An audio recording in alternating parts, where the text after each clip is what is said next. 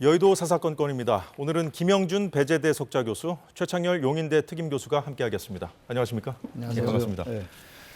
네, 오늘은 마무리 단계에 접어든 공천 상황부터 짚고 가겠습니다. 더불어민주당이 어제 저녁 경선 결과를 발표했습니다. 박용진 의원이 친명계 정봉주 의원과 양자 결선으로 치러진 경선에서 현역 의원 하위 10%의 벽을 넘지 못하고 패했습니다. 서울 서대문 갑에선 정진상 전 정무조정실장의 변호를 맡은 김동하 변호사가 본선행을 확정지었습니다. 김 교수님께 먼저 여쭤보죠. 자, 박용진 의원에게도 이변은 없었네요, 결국. 예상했던 부분인데요. 왜냐하면 10% 하위 10%면 자기가 얻은 점수의 30%를 가산량이 아니라 깎여 가거든요. 그러면 만약에 양자 대결에서 이기려고 하면은 70% 이상을 이겨야지만이 이제 승리할 수 있는데, 그거는 양자 대결 구도에서 상당히 좀 달성하기 어려운 목표일 수밖에 없기 때문에 결국은 정봉주 의원이 승리하는, 더 나가서 지금 민주당은 경선 과정이 50% 권리당원 그리고 50% 여론조사인데요.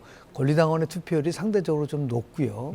그리고 권리당원은 이제 이른바 강성 지지층들이 많기 때문에 그런 거랑 다 이렇게 연관해서 한다고 한다면 굉장히 박용진 의원이 경선을 통과하기는 어려운 구조였다라는 말씀을 좀 드립니다. 워낙에 이제 불리한 조건에서 하다 보니까 이제 질 수밖에 없었다, 이렇게 좀 평가를 해주셨는데, 자, 여당에서는 이걸 두고, 이 결과를 두고 비명 행사 공천에 대미를 장식했다, 이렇게 비판하기도 하는데, 박 의원 본인은 이 경선 결과가 나오기 전에 이미 이 결과가 나오면 승복하겠다, 이런 입장을 밝혔었거든요. 이게 지금 아직 전해철 의원하고 송갑석 의원 경선 결과가 남아있어요. 남겨두고 있죠. 그런데 이제 공천 국면이 조금 바뀌고 있잖아요. 여야 모두 말이죠. 박용진 의원이 어제 이제 탈락했는데, 탈락을 예상한 사람들이 많았을 거예요. 저도 그렇게 봤고, 지금 말씀처럼 하위 10%인데 30% 감산하는데 그거 웬만하면 되게 어렵거든요. 아무튼 지금 박용진 의원은 탈당한다는 얘기는 안 했기 때문에 계속 가는 건데, 이게 아무튼 간에 공천 파동이 지난달 계속 내내 이제 여야 있었습니다만 더 상대적으로 야당이 더 많았잖아요. 공천 파동이 아무래도 그걸 부인할 수는 없을 것 같은데, 그러다 보니까 특히 박용진 의원으로부터 사실 이게 시발이 됐어요. 하위 10%를 얘기한 게 박용진 의원이었고 통보받았다라고 얘기하고, 그때부터 이제 공천 파동이 상당히 본격화됐는데 결국 박용진 의원이 떨어졌단 말이에요. 상당히 합리적인 의원으로 이제 알려져 있었는데 그러다 보니까 이제 그런 말이 나올 수밖에 없는. 의정 활동도 우수하게 했다고. 우수하고 대체로 당에서 비주류입니다만 합리적인 쓴소리도 많이 했고 말이죠. 여야 막론하고 대체로 이제 평가가 좋았던 의원이죠. 그런데 이제 이렇게 되니까 결선에서도 30% 감산을 또 적용한다고 했단 말이에요. 그런 것도 좀 얘기가 나왔던 것 같아요. 아무튼 지금 민주당이 이 공천 파동을 뒤로 하고 이슈를 바꿔야 되는데, 박용진 의원이 어제 만약에 통과가 됐으면 상당히 지금 이른바 선대위도 구성됐다고 하니까 좀 공천 자금을 가라앉힐 수 있었는데, 아무튼 아직 여진이 좀 남다고 생각하고, 전해철 의원하고 송갑석 의원의 결과를 또 봐야지 될 것 같습니다. 좀 더 지켜봐야겠군요. 대장동 변호사로 불리는 김동하 변호사가 공천이 된 걸 두고도 말이 많습니다. 서울 서대문 갑은 청년 전략 선거구라고 해서 오디션 방식의 100% 전 당원 투표로 후보를 선출하기로 했다가 전국 권리당원 70대, 서대문갑 권리당원 30, 이렇게 강성 지지층이 많은 걸로 알려진 권리당원 투표로 룰을 바꿔서 논란이 됐었는데요. 김동하 변호사, 여기서 이미 탈락을 했었거든요. 근데 다음 날 오디션을 통과했던 성치훈 전 행정관 대신에 이 김동하 변호사가 경선에 진출했습니다. 경선 결과 발표일이었던 지난 10일에는 서버 다운을 이유로 투표가 다음 날인 11일까지 연장되기도 했습니다. 이건 최 교수님께 먼저 여쭤보죠. 그동안 이제 공정성 시비가 불거질 때마다 당에서 이제 시스템 공천을 강조해 왔잖아요. 근데 이 김동하 변호사 공천 과정에도 그렇게 말할 수 있을까요? 글쎄요. 처음에 이제 국민 오디션으로 했는데 그 국민 오디션에 이 김동하 변호사가 통과를 못했어요. 그 송치훈 청와대 전 행정관이 통과가 됐었는데, 송치훈 전 행정관은 과거에 이제 안희정 지사 관련해가지고 2차 과외 논란 때문에 이제 송치훈 행정관을 제거하고 빼고 이제 그 자리에 김동하 변호사가 들어가서 경선을 치른 거거든요. 그러다 보니까 이게 뭔가 이 김동하 변호사가 이제 대장동 관련 이제 변호를 맡았다고 해가지고 이른바 대장동 변호사라고 얘기하잖아요, 언론에서. 그래서 이제 이 지금 당의 지도부에 보이지 않는 소인이 작용한 게 아니냐라는 그런 게 본질이에요. 이 상황을 보는 관점 자체가. 그러다 보니까 지금 이 시스템 공천이라고 하지만 전반적인 절차가 특정인을 위해서 이게 작동된 게 아니냐 이런 이제 비판이 나오는 거죠. 그러니 뭐 그런 비판이 나올 법한 부분들이 그런 있죠. 부분이 있다고 봐야죠. 왜냐하면 오디션에 통과되는데 그 상황을 바꿨으니까 물론 이제 송치훈 전 행정관의 그런 의혹이 있긴 있습니다만 그런 부분을 당연히 잘 적절히 설명을 해야 되는데 역시 계속 2월달 내내 있어왔던 그런 공천에 관련된 잡음 이런 맥락에서 이것도 자꾸 하나의 그 중도층 유권자들이 보기에는 지금 상당히 지금 유권자들 속에 중도층 유권자들 속에 머리 인식 속에 뭔가 이 민주당의 공천이 좀 공정하지 못하다. 좀 이렇게 주류 위주로 된 게 아니냐 이런 인식이 분명히 있어 보여요. 그거는 여러 언론의 보도도 그렇고 말이죠. 그러다 보니까 지금 이번 사안도 그런 맥락에서 좀 파악이 되고 있는 것 같습니다. 뭐 이재명 대표 본인이나 예. 아니면 관련된 그 관련인들, 그 재판 변호를 맡았던 변호사들에게 이제 공천을 줘서 좀 논란이 있었는데 한 명 더 추가된 거잖아요. 근데 이번 그 서대문 각 공천은 두 가지 면에서 지적을 받을 수밖에 없는데요. 제가 큰 거는 중간에 벼랑과 룰을 바꿨다는 게 저는 최고로 불공정 시비를 날 수밖에 없다. 우리가 어떤 게임을 하게 되면 게임 전에 룰이 만들어지고 그 룰에 맞춰서 선거운동도 하고 더 나아가서 준비를 할 텐데 그걸 중간에 바꿔버린다는 거가 이제 첫 번째 이제 문제 제기가 될 수 있는 부분들이 있는 것이고요. 두 번째는 지금 문제가 됐었던 분, 그 성치훈 그 후보가 교체됐는데 이게 실은 오디션 과정 속에서도 나왔었던 문제라고 얘기를 하고 있거든요. 그렇다고 한다면은 분명하게 그 오디션에서 통과됐다고 하는데 벼랑간 또 이제 그 문제를 가지고 문제 제기를 해서 김동아 변호사를 이렇게 교체를 했다는 것들 이런 것들이 이제 석연치 않은 부분들이 많을 수밖에 없는 거고 다시 한번 말씀을 좀 드리지만 이 시스템 공천 얘기를 하지만 우리도 법에 의한 지배와 법의 지배는 완전히 다른 거거든요. 그러니까 법에 의한 지배라는 거는 법으로 규정하면 뭐든지 다 할 수 있다라고 하는 것을 법에 의한 지배는 그건 법치주의가 아니거든요. 시스템이라고 얘기하고 모든 걸 다 할 수 있다라고 얘기하면은 그거는 이제 불공정 시비로 불거질 수밖에 없는 그런 의미에서 보면은 아마 이제 공천 막판이니까 이제 공천은 다 이제 마무리됐다고 해서 저런 일들이 벌어지고 있는 것 같은데 민주당으로서는 굉장히 또 다른 악재가 될 가능성이 저는 있다고 봅니다. 예, 민주당 경선 결과에 대한 두 분 견해 잘 들었고요. 국민의힘 공천 상황도 짚어보겠습니다. 조금 전 국민의힘이 경선 결과를 발표했습니다. 서울 성동 의뢰는 이해운 전 의원이 하태경 의원을 꺾고 본선에 진출했습니다. 경북 안동 예천에서는 한동훈 위원장의 비서실장인 김영동 의원이, 하남 갑에서는 대표적인 친윤계로 꼽히는 이용 의원이 승리했습니다. 이용 의원은 지난 한 위원장과 윤 대통령 간의 어떤 갈등 당시에도 의원 채팅방에 윤 대통령의 입장을 대변하는 듯한 기사를 공유하기도 했습니다. 그래서 주목을 받았었죠. 자, 국민의힘 결선 투표 결과 어떻게 보셨는지요? 자, 최 교수님께 먼저 여쭤보죠. 이해운 전 의원과 하태경 전 의원은 꽤 이제 관심이 집중됐던 이제 그 경선이었는데 이해운 의원이 이겼어요. 전 의원입니다만. 예. 두 분 다 3선인데 하태경 의원 뭐 현역이지만 해운대에서 이제 처음에 선언을 했잖아요. 서울로 옮기겠다, 뭐 종로에 출마하겠다 그랬는데 기선을 먼저 제압한 것 같았는데 아무튼 결과는 이렇게 나왔어요. 예. 사실 이 예상이 되게 대단히 어려웠습니다. 이 중성동 갑에서 누가 이길 것인가에 대해서는 전망이 엇갈렸는데 그래도 저는 사실은 이해운 전 의원보다는 하태경 의원이 유리하지 않을까 이렇게 봤었는데 결국 이해운 전 의원이 이겼어요. 전문가들의 의견이 아주 분분했었습니다. 분분했죠. 네. 많이 엇갈렸는데 하태경 의원이 이제 지역구가 서울이 전혀 아니기 때문에 서울은 사실 뭐 그렇게 연고라는 게 다른 지역에 비해서 그렇게 중요하지 않다 하더라도 막 그런 점도 작동한 것 같고 또 하나가 중성동 의리죠. 의리죠. 답이 아니고. 예. 중성동 의리죠. 이게 지금 이 경선 룰 자체가 이 영남하고 수도권하고 좀 다릅니다. 국민의힘은. 예.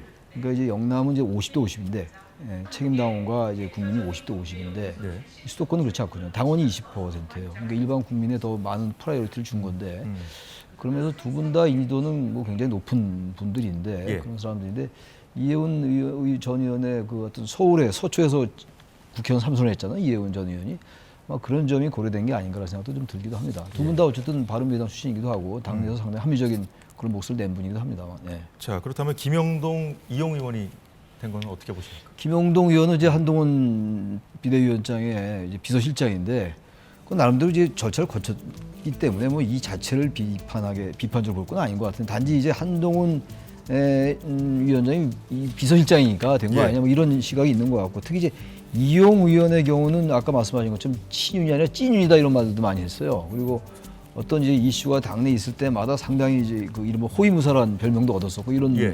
의원이에요. 그랬죠. 아무튼 이제 이용 의원뿐만이 아니라 이른바 이제 그 친윤 초선들 많이 이번에 진출했었어요. 그러니까 뭐 이용 의원만 특별하게 언급할 건 아닌데 단지 이용 의원이 많이 그 역할을 했죠. 아까도 채팅방에서 그 역할을 했다는 것도 말씀하셨습니다만 그래서 주목을 받는 게 아닌가라고 생각이 됩니다.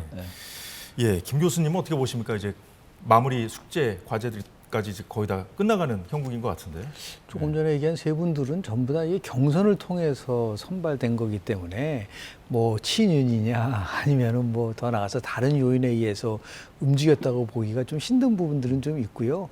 이영 의원 같은 경우는 아마 이영 전 장관이 1차 투표 때 졌지만은 예. 이영 의원을 지지하는 선언을 했거든요. 그것도 중요한 그것도 포인트였죠. 제가 볼 땐 예. 포인트였지 않았나 예. 생각을 좀 하게 되고 그리고 이제 이영 의원 그렇고 이제 이영 의원 같은 경우는 혹시나 관심 있었던 거는 아예 그러면 아예 컷오프 시켜버리는 게 아니냐라는 그런 일이 있었지만 그래도 경선에 참여를 시켰고 거기서 그걸 통과했기 때문에 이거를 뭐 어떠한 특정한 세력에 의해서 좌지우지 됐다고 평가하기는 좀 어렵다고 저는 봅니다. 예, 잘 들었습니다.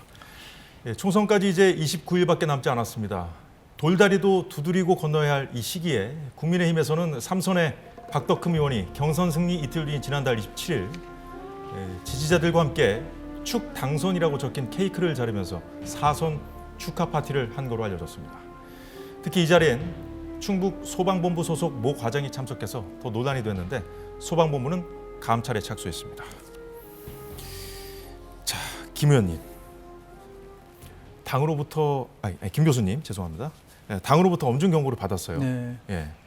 그리고 오늘 사과했습니다. 본인은 어떻게 보셨어요? 원래 이제 박덕흠 의원 같은 경우에는 부동산 문제 때문에 탈당을 했다가 다시 또 입당을 했다가 그리고 이제 다선 의원이니까 감점에 대한 부분들도 있었는데 불구하고 이 통과를 했기 때문에 경선에서 뭐라고 이제 뭐 지적할 수는 없겠으나 상당히 많은 논란의 여지가 있었었던 경선이었었어요. 그런데 경선 끝나고 나서 저런 행태를 보이는 것은 선거 막판 되면 이제 각 정당마다 조심해야 될 몇 가지가 있는데요. 가장 큰 거는 이 막말 파동입니다.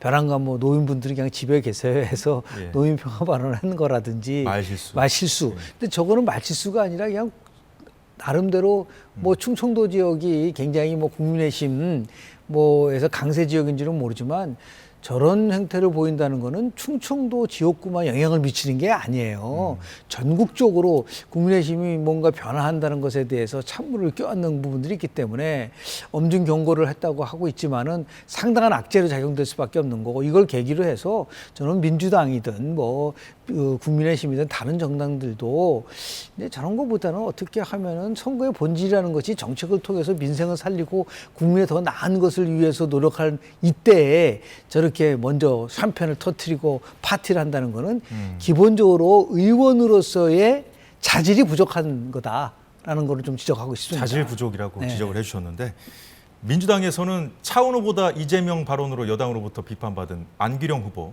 연고가 없는 서울 도봉갑에 전략 공천되면서 또 말이 나왔었는데 최근 지역구 유세 중에 한 상인이 여기가 무슨 동이냐고 물었더니 답하지 못했습니다. 그러자 상인은 알고 다녀야 하지 않냐? 다 떠날 사람들인데 라고 지적을 했고요. 길 건너 시장은 몇 동이냐는 질문에도 안 후보는 답하지 못했습니다. 이 광경이 유튜브를 통해 생중계됐고 많은 매체가 보도했습니다. 도봉갑은 여당에서는 험지로 분류하는 곳이죠.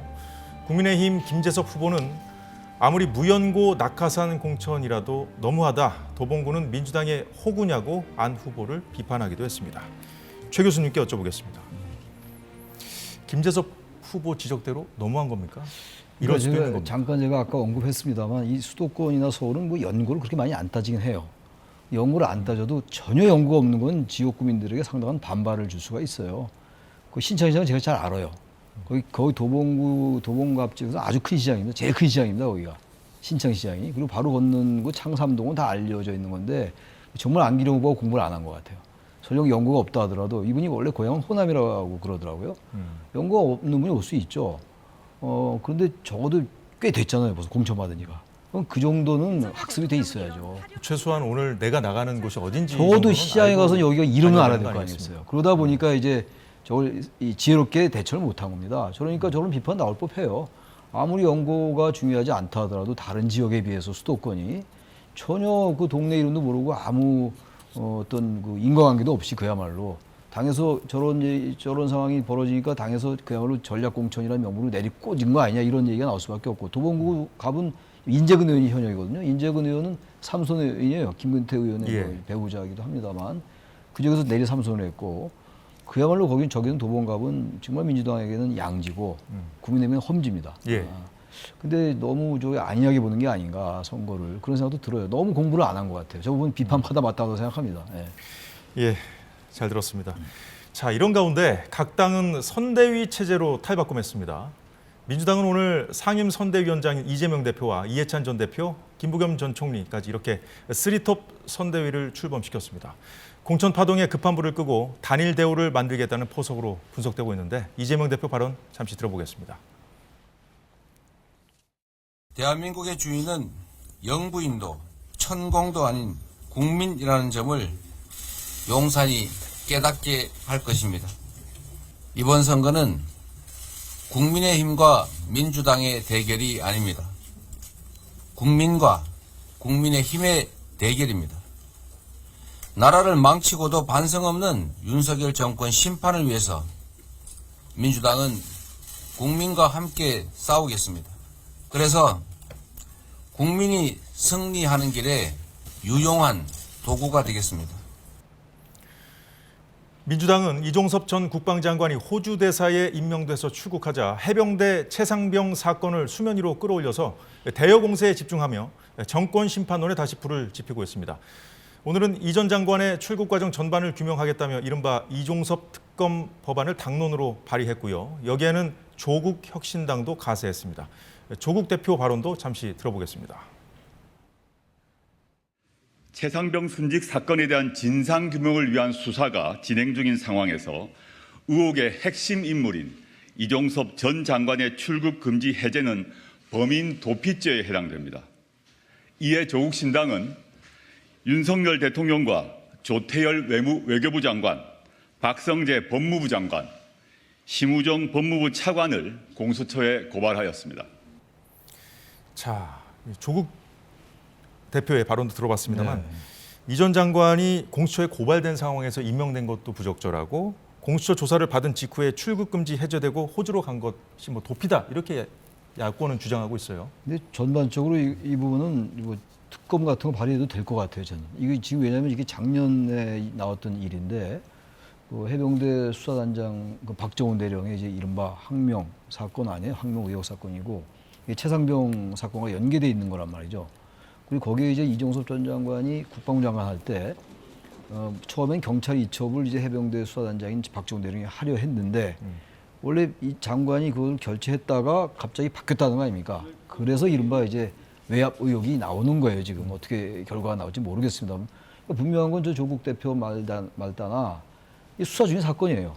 그 출국 금지가 돼 있는 상황이고 물론 여당에서는 출국 금지를 한 그 자체에 대해서 비판적인 관점을 가지고 있는 것 같은데 여권에서는 공수처가 한 거 아닙니까? 공수처가 한 거죠. 예. 공수처가 했는데 어쨌든 출국 금지가 돼 있는 상황이고 근데 해제가 안 된 상태에서 지금 이 대사로 임명했단 말이에요. 호주 대사로. 그리고 난 다음에 법무부가 부랴부랴 출국 금지 해제한 다음에 출국했거든요. 그러다 보니까 이게 전반적으로 대단히 이게 좀 절차적 정당성이라든지 이런 것들이 깔끔하지가 못해요. 그리고 지금 요즘은 그런 말은 안 나오던데 처음에 제가 보기엔 대통령실이 이 출국 금지를 몰랐다라는 얘기를 했던 것 같아요. 근데 그건 이해가 안 갑니다. 어떻게 대통령실을 모를 수가 있나요? 이거 법무부가 다 연관되어 있는 사건인데 좀 그 말도 이해가 좀 안 가고 만약에 정말 대통령실이 몰랐다면 그건 책임을 져야 되죠. 출국 금지도 모르고 대사 임명했다. 출국 금지를 했지만 대사 임명은 관계없다라고 얘기했으면 모르겠는데 그게 아니라 출국 금지 몰랐다. 그래서 대사 임명했다 이렇게 얘기가 되는 거 아니에요? 그러면 좀 말이 안 되는 얘기입니다. 이거는. 그래서 지금 이거는 여건이 선거 국면인데 정확하게 해명하지 않으면 굉장히 이슈가 될 수 있을 것 같아요. 그러니까 이 야당에서 특히 조국 혁신당에서 이걸 이제 이슈화하기 위해서 특검을 얘기하는 거거든요. 근데 이건 그동안 이 수사가 대단히 지지부진했던 것 같아요.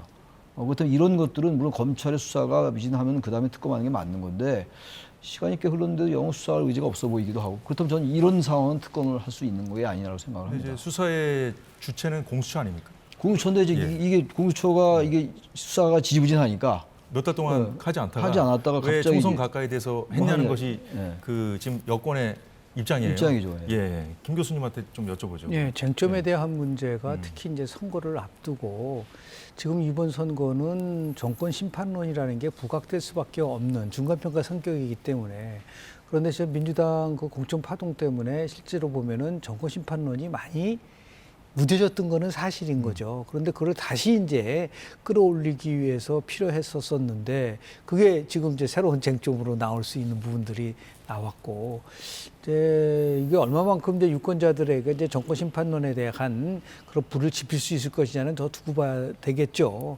그런데 한 번 정도는 그 누차 강조하지만 어떠한 문제를 제기할 때 그 제기한 사람들의 그만한 자격이 있느냐라는 거를 또 평가받을 수밖에 없어요. 조국 지금 뭐 그 대표가 얘기하는 본인은 1심, 2심에서 지금 2년형을 받고 대법원 판결을 받고 있는데 그런 사람이 나와서 저런 얘기를 했을 때 그게 얼마나 설득력이 있을 것이냐에 대해서 저는 조금 의심이 가는 수밖에 없지만 여하튼 이 부분에 대해서는 최 교수님 말씀을 잘 하신 거예요. 왜냐하면은 아니 대통령실에서 만약에 그거를 파악을 못 해가지고 했을 가능성이 더 있다고 봐요. 왜냐하면 그걸 아는데도 한다는 거는 뭐 상식적인 것이 아니기 때문에 그렇다고 한다면 분명히 대통령실에서 과거에는 이제 민정수석실이 있었기 때문에 이 부분에 대한 것들을 나름대로 파악하는 그런 장치가 있었었는데 지금은 이 정부 들어와서는 민정수석실이 폐지된 상태고 모든 걸 이제 법무부 쪽에다 의존을 하다 보니까 구멍이 날 수밖에 없는 부분이고 이 부분에 대해서는 명쾌하게 대통령실에서 물론 이제 그 공수처 또 하나 문제는 뭐냐면 이걸 풀고 다시 또 출구시켰다는 것에 대해서 굉장히 이제 국민들의 감정상으로 아주 나쁜 영향을 미칠 수밖에 없지 않는가라는 생각을 하게 됩니다. 예, 뭐 쟁점 사안 몇 가지 짚어주셨는데 저희가 시간 순으로 상황을 한번 정리해봤습니다.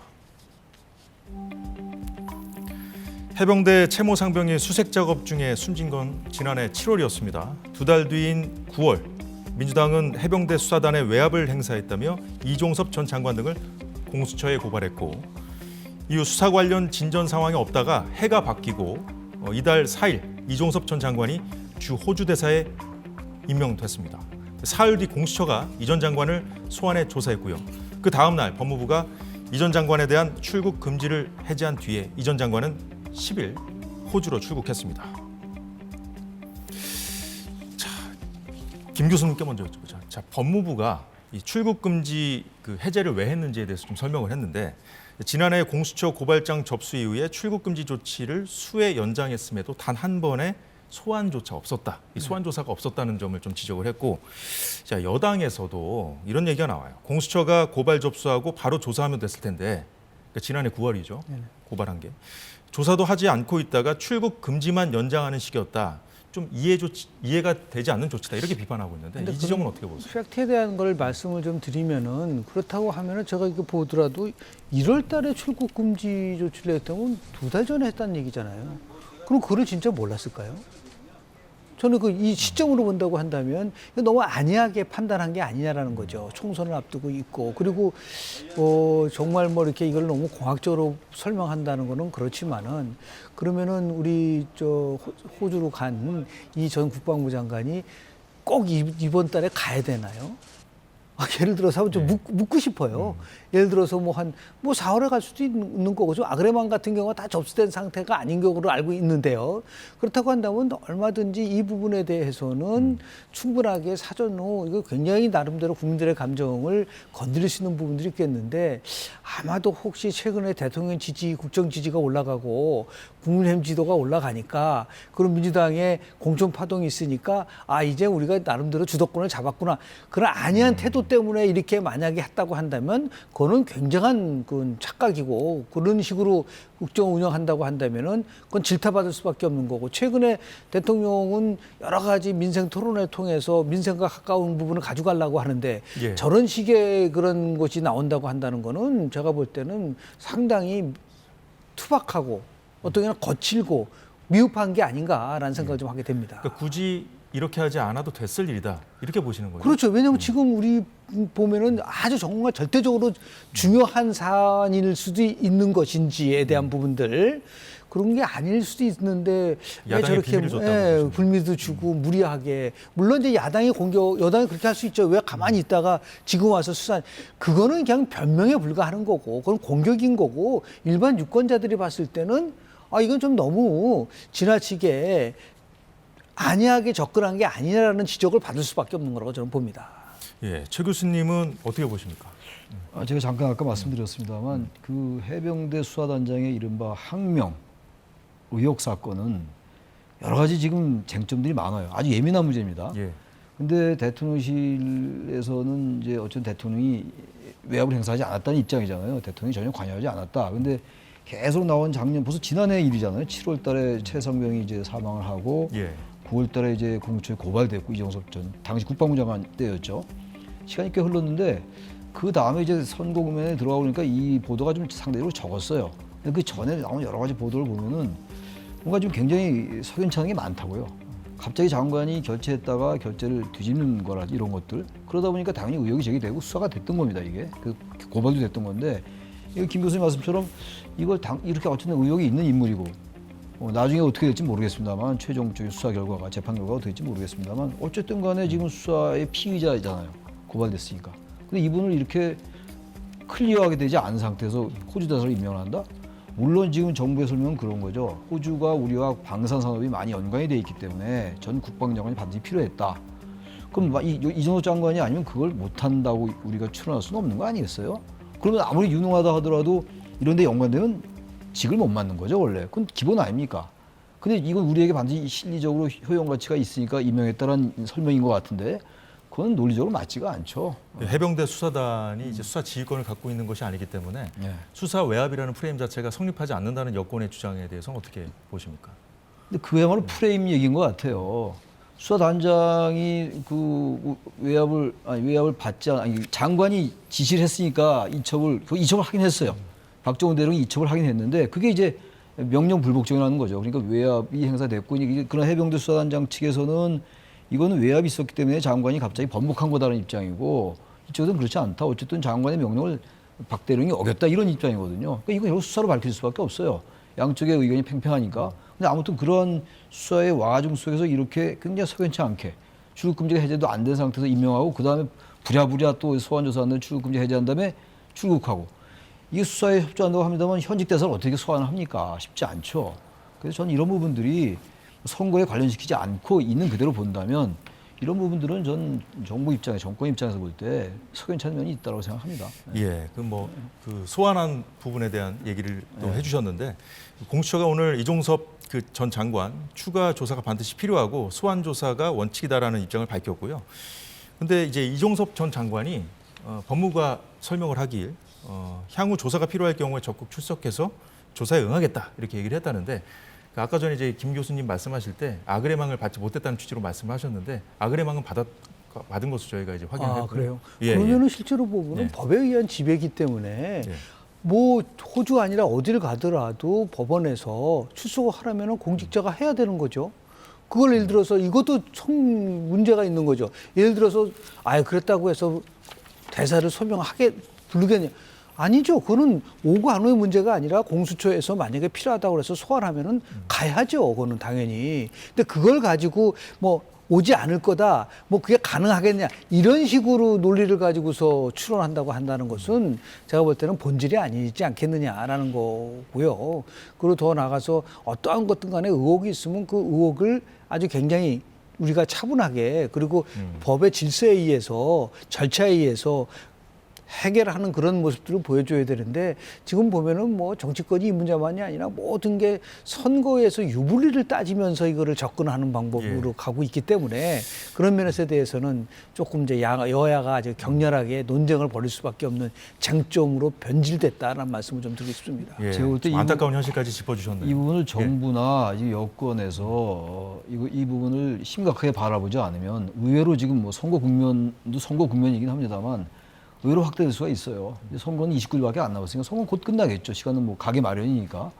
일단 선거에서도 당연히 영향을 미칠 것 같고 지금 이슈가 별로 없어요 지금 선거에서. 근데 이 이슈화 시키겠죠 야당이 계속. 야당이 이거를 좀 당연히 이슈화 전력해서 시키겠죠. 좀 당연하겠죠. 하려고 지금 정권 모습을 심판론도 보이고 지금 뭐 가라앉아 있는 상태고 말이죠. 어떤 선거 이슈도 이슈입니다만 이게 굉장히 확대될 수 있어요. 이건 정부가 좀 이걸 진중하게 바라고 심각하게 검토할 필요가 있다고 생각합니다.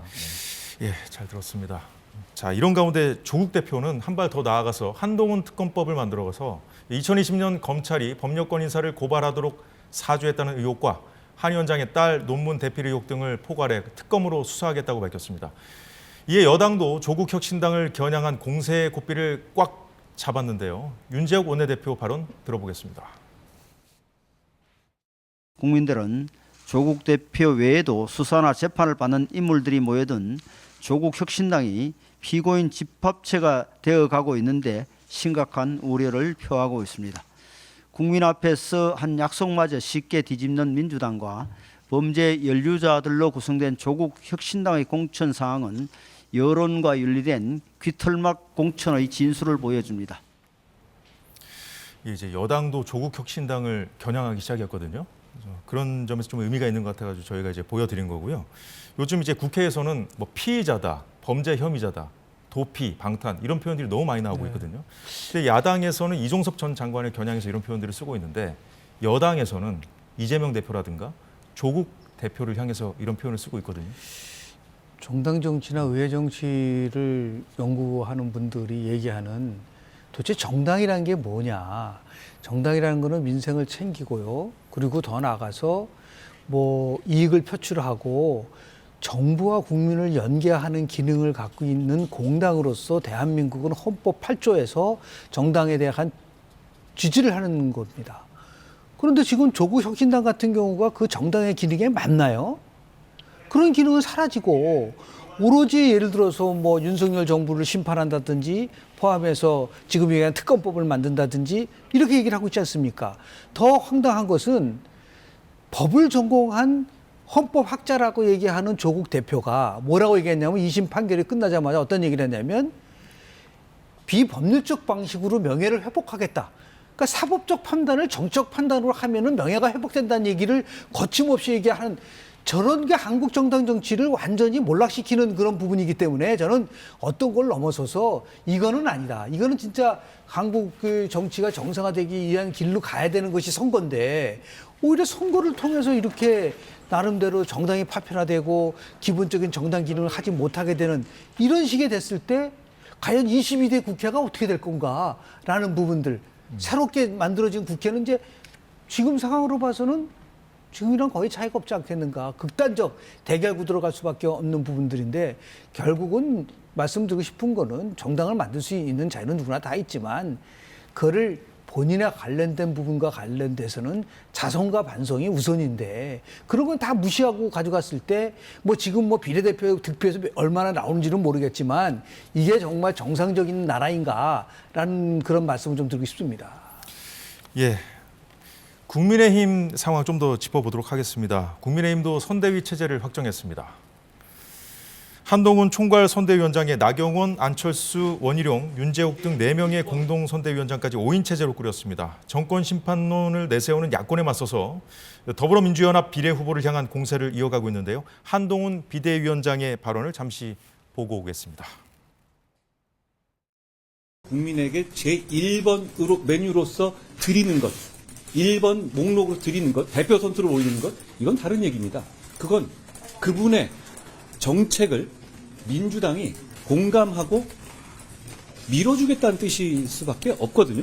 민주당이 과연 공약이 그런 반미, 그리고 종북, 그리고 한미연합사의 해체, 그리고 이 연합훈련의 중지, 이것을 이번 총선의 공약으로 내건 건지 저는 그게 궁금합니다. 문제될 것 같은 게 뺀다 안 뺐다 이 문제가 아니라 이 문제에 관한 정책적인 답을 서로 해야 된다고 생각합니다.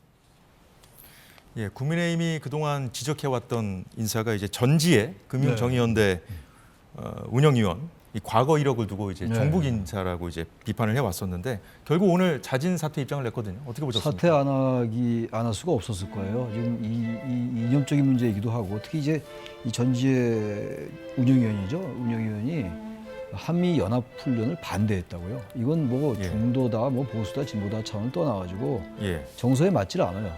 물론 이제 민주당의 이제 비례정당이 더불어 비례연합인데 거기에 진보연합이 있고 예. 새진보연합이 있고 진보당이 있고 또 연합정치시민회가 있고 이제 이렇게 구성이 돼 있잖아요.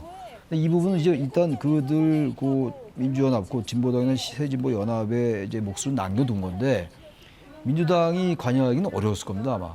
그래서 어제 보니까 어떤 분들은 이건 민주당이 관여 못해서 그대로 놔둘 거다. 어려웠을 거라고 보시고. 저는 그래서 어려워도 해야 된다 이거는. 민주당이 아주 직위로 작정하지 않는다면은 이걸 왜 헌법에 규정된 것도 아니고 정당끼리의 문제인데 별걸 다 합의도 번복하고 이런 마당인데 왜 못합니까? 제가 그렇게 얘기했었어요. 다른 방송에. 어제 오후에 민주당 지도부가 예. 이제 심각한 우려를 표한다 이런 입장을 밝힌 당연히 뒤에 이런 그렇죠. 상황이 지금 펼쳐졌거든요 오늘. 그러니까 이 상태에서 이걸 그대로 갖고 갈 수가 없어요. 그럼 이 민주당이 선거를 치를 수가 없습니다. 그렇다면 조국혁신당이 최근에 부상하고 있는 것도 영향을 미쳤다고 보십니까? 그런 결정에? 왜냐면 조국혁신당이 지금 이것과는 직접 연관되는 게 아니죠. 조국혁신당은 이제 범죄 관련된 거, 이건 특히 이념과 관련된 것이라 이게 더 근데 심각할 수 이제 있어요. 그 민주당 지지자들 사이에서 네. 이런 어떤 더불어민주연합 그 비례정당의 어떤 공천 문제 때문에 그 좀 실망하고 조국혁신당으로 간 지지자도 있다. 뭐 이런 분석도 있었거든요. 그러니까 이제 이재명 예. 대표의 실망한 지지자들도 있을 것이고 예. 또 조국혁신당이 강성 지지자들 위주로 해서 검찰 개혁, 조국 수호를 외쳤던 분들 아닙니까? 지금 예. 이제 들어간 분들이. 그렇긴 합니다만 네. 이 최근에 이제 비례 그 대표들 그 공천 문제 때문에 그쪽으로 조국혁신당으로 좀 지지를 했다는 그런. 그러니까 분석도 이 있거든요. 부분이 영향을 좀 미쳤을 거예요. 이건 또 명분이 없거든요.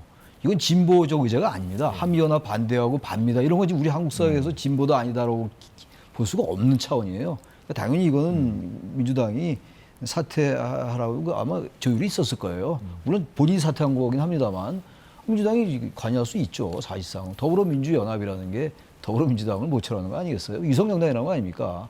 당연히 이거는 민주당으로서는 이렇게 할 수밖에 없었을 거다. 예. 민주당 향은 아닙니다만 사퇴는 본인이 한 거긴 합니다만 어떤 형태 자, 이념의 문제는 아니라고 말씀을 해주셨고 또 민주당 지도부가 결정한 건 아니었을 거다. 아니요. 이렇게 그런데 지금 지적을 앵커께서 해주셨는데. 지적하신 거가 실증적으로 입증이 되고 있어요. 그러니까 지난주 금요일 날 예. 3일서도 5일서도 7일까지 한국갤럽이 조사한 게 1,000명을 상대로 했으니까 95% 신뢰 수준에서 플러스 마이너스 3.1을 얘기를 하는데요.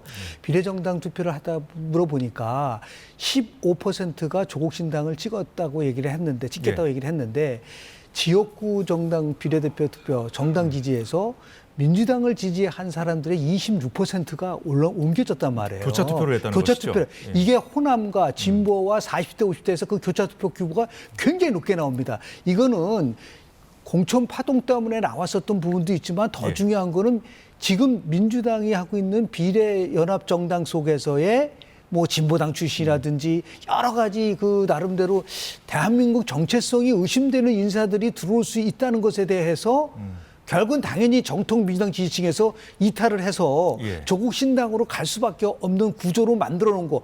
거기에 이제 지금 민주당이 후다닥 놀라서 이거 안 되겠다라는 거로 방향 전환을 한 것이 아닌가라고 추론할 수 있는 그런 근거는 충분히 있다고 봅니다. 예, 그러시군요.